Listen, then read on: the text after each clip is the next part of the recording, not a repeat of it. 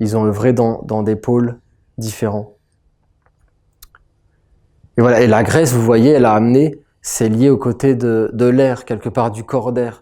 Après, d'amener comme la pensée, c'était l'éveil de la pensée dans l'homme, la philosophie, ouais, les grands philosophes, Platon, Socrate, Pythagore, c'est immense, c'est énorme. Pythagore, l'héritage de Pythagore, l'œuvre de Pythagore pour la nation essénienne, c'est énorme. Cet être, il a été vraiment incroyable, Pythagore.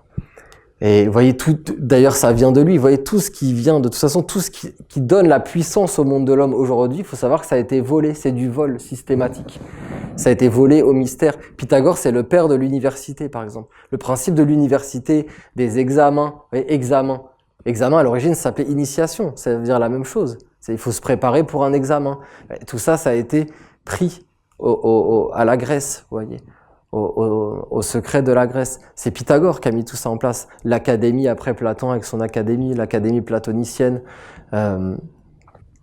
Et toutes ces choses, c'était l'éveil de la pensée, les mathématiques, mais pas du tout comme elles sont enseignées aujourd'hui. Oui, ils ont développé des forces mentales très puissantes, les Grecs. Ils étaient très forts pour ça. C'est pour ça qu'on les considère d'ailleurs comme les pères, vous voyez, de la civilisation occidentale. Mais de nouveau, ça a été utilisé après à des fins politiques, et pour, quelque part, ça a déraciné l'homme. Pas que ces êtres, hein, vous comprenez ce que je vous dis, c'est pas les êtres Pythagore, Orphée, Platon, Socrate, c'est pas ces êtres-là qui ont fait ça, mais ce qui a été récupéré de ces êtres et détourné, ça a amené ce culte de la pensée, qui est la force de l'Occident, bien sûr, mais aussi sa calamité, vous voyez, parce que à force de développer que l'intellect, vous voyez, à chaque fois, c'est ce problème. C'est ça, si on pousse cette notion du sectarisme jusqu'au bout, ça va jusque-là. Sectarisme, ça veut dire sectariser, séparer les choses. L'intellect est une perfection, le cœur est une perfection, la volonté, les forces des végétaux en nous, c'est une perfection, mais si on les sépare les unes des autres, alors ça devient sombre et ça devient ténébreux. Il faut aller vers l'intégrité, c'est ça vraiment, ça plaît à Michael, l'intégrité, l'intégralité, l'harmonie, elle nous a parlé de l'harmonie, d'être harmonisé dans tous nos centres. C'est ça qu'on va faire aussi à travers cette cérémonie, d'harmoniser tous les étages et les visages de la mer à l'intérieur de nous, dans la terre, l'eau, l'air, le feu, qui sont différents degrés vibratoires de l'homme. Voilà, et ensuite est apparu, d'ailleurs il y a aussi dans ce courant de la pensée, vous voyez, il y a eu le côté d'Israël, les prophètes d'Israël, qui aussi ont travaillé dans ce sens-là. D'ailleurs, c'est resté très fort dans le judaïsme, vous voyez, l'étude, la Torah, l'étude de la loi, mais de nouveau, ça a été comme déraciné de la mer, et c'est parti dans des choses abstraites, théoriques, qui ont rendu à la fin les hommes fanatiques. Et après, vous avez eu, c'est très important pour nous, parce qu'on est dans ce courant-là, nous, maintenant. Après, il y a eu le Christ. L'incarnation du Christ qui a été préparée depuis des milliers d'années. Je vous parle de Shiva. D'ailleurs, Shiva, si vous inversez le nom, son nom, ça fait Ishva, c'est-à-dire Yeshua. C'est dans ce nom. Vous voyez, tous ces êtres, ils préparaient Krishna, vous voyez. Krishna, Christ, Christna, c'est ça que ça veut dire. Celui qui a la connaissance du Christ. Mais les hommes, ils ont séparé tout ça, vous voyez. Alors que tous ces êtres, Zoroastre, Rama, Moïse, tous ces êtres, ils travaillaient pour préparer cet avènement du Christ. Même en Atlantide, ils ont retrouvé des pierres qui s'appellent les pierres de Mani. Non mais c'est incroyable.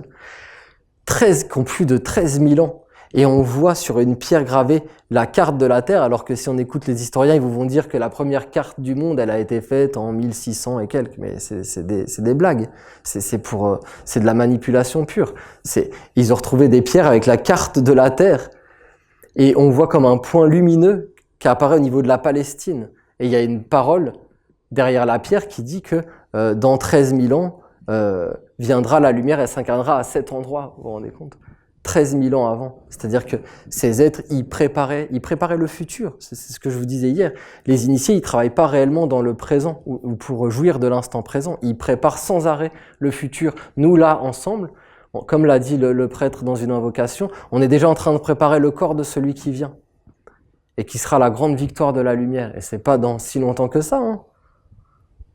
Peut-être dans 15 ans, 20 ans, je sais pas. Mais c'est là, c'est en chemin. On est en train de préparer. On prépare toujours. Les Esséniens, c'est le principe. Ils préparent toujours celui qui vient. Le corps de celui qui vient. Voilà. Mais ils sont éveillés dans le présent aussi. Et ils préparent un corps pour celui qui vient. Et le Christ, quand il est venu, justement, vous voyez, pourquoi il a pu s'incarner? C'est pas le Maître Jésus lui-même, vous voyez, l'âme du Maître Jésus, elle a voyagé comme plein d'âmes, elle a eu des incarnations même banales. C'était un homme, mais il était dans un courant, dans une lignée, dans une tradition. Et il a été choisi à un moment donné pour accomplir cette mission. Mais l'être du Christ, c'est beaucoup plus grand. Mais pourquoi il a pu descendre que à ce moment précis de l'humanité? C'est parce que les 4 cycles avaient été faits, de la terre, de l'eau, de l'air, du feu, de l'acte, de la volonté, du cœur et de la pensée. Et donc, les initiés avaient formé le corps de l'homme avec les organes, les 4 visages de la mère dans l'homme. Alors, le principe du Christ, comme le 5e, on pourrait l'appeler aussi, le 5e ou le 13e aussi, c'est une autre façon de l'appeler, il a pu descendre dans un homme parce que c'était à ce moment-là, ça pouvait pas être à un autre moment dans l'histoire. Voilà. Et donc c'était la semence d'un nouvel homme, de l'homme michaélique, dont Rudolf Steiner aussi a parlé.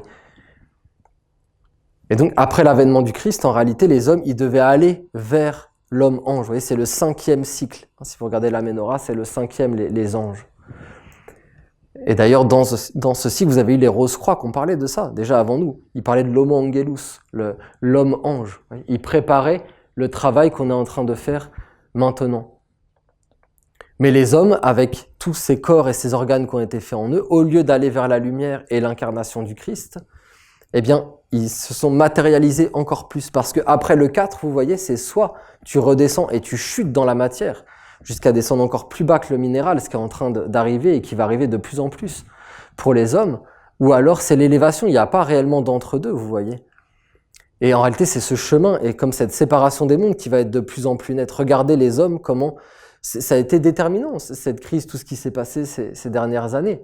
C'est soit l'homme mouton, et puis, ou alors l'homme qui s'individualise, et qui prend possession de sa pensée, et qui se met à réfléchir, même s'il n'est pas forcément un essénien, vous comprenez, mais il se passe des choses très importantes dans notre époque, sur la Terre, dans l'humanité. Donc il y a les hommes qui vont suivre l'humanité des moutons, ou des chauves-souris aussi, Olivier avait utilisé aussi ce terme, c'est des êtres qui vivent dans la peur, dans la frayeur.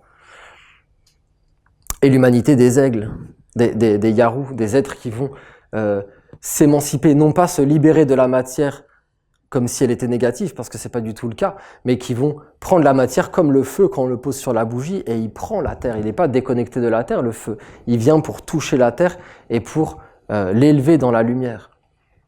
Et c'est ça notre travail, et le travail de l'homme ange. Et c'est pour ça qu'Olivier nous avait expliqué toutes ces choses, vous vous rappelez, en 2009, 2012, toute cette histoire de 2012, que c'était la fin de l'humanité telle qu'on l'a connue, parce que l'homme, il a été formé.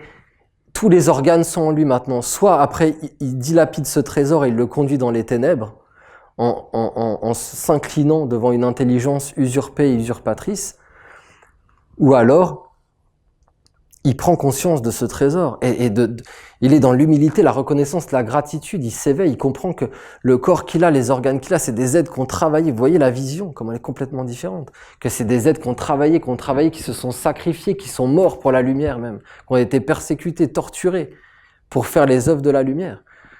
Et que sans ces êtres-là, il y aurait déjà plus d'humanité, la Terre, elle serait détruite. Et alors, nous, notre rôle, c'est justement de reprendre possession de tout ça, d'être dans cette lignée qui construit le corps de l'homme et qui veut faire apparaître l'homme véritable, celui qu'aucun œil n'a jamais vu, qu'aucune oreille n'a jamais entendu, qui est déjà apparu, puisqu'il est apparu à travers le Christ, le Maître Jésus. Mais les hommes, regardez qu'est-ce qu'ils ont fait. Et maintenant, ce qui a été fait à travers un homme, qui a été appelé Yeshua, Jésus, ça doit être fait à travers une communauté d'êtres qui se lèvent ensemble comme un peuple pour prendre soin de Dieu et sortir de cet exode où les enfants de la lumière sont toujours dans la faiblesse depuis des milliers d'années, et qu'on récupère nos territoires, qu'on consacre des terres, qu'on vive, qu'on s'organise de plus en plus ensemble pour vivre une vie essénienne selon nos principes, nos préceptes. Mais même en étant dans des villes, tu peux consacrer Ta maison, la mer, elle est avec nous, c'est-à-dire que tu poses l'écriture du culte de la lumière chez toi, c'est les quatre visages de la mer, la mer sera présente. T'es en terre essénienne chez toi, si tu mets les écritures de la lumière. C'est tout un monde, c'est toute une organisation, c'est tout un monde à faire apparaître.